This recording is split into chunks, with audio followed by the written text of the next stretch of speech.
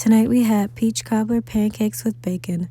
Starting off, we're going to need a few cans of peaches nicely stacked up and then add it into a pot with about half of the liquid.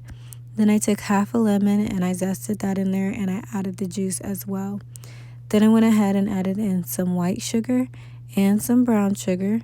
Then I added some salt and cinnamon and nutmeg. Then I just gave that a good mix until everything was well incorporated. Then I got some thick cut bacon and I'm just going to lay that out on a baking sheet in a single layer, and then I'm going to preheat my oven to 400 degrees. Then I went ahead and placed this in there and let this cook for a few minutes, making sure to rotate my pan and flip the pieces over every so often so they cook evenly. Then once my sauce was simmering, I went ahead and added in a few tablespoons of butter and I stirred that around a little bit. Then I added in some vanilla bean paste, mixed that up again, and then I made a little cornstarch slurry, which is just cornstarch and water, added that in there, stirred it around and let the sauce thicken.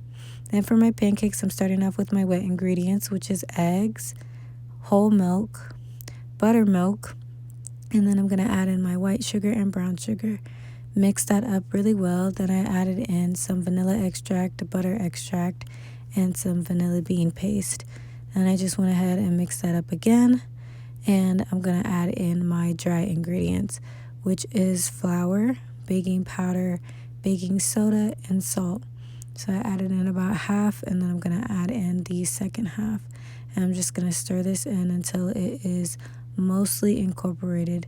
Then I'm going to add in a few sticks of melted butter, and I'm just going to stir that in until it's all well incorporated and let it set aside for a few minutes while the griddle heats up.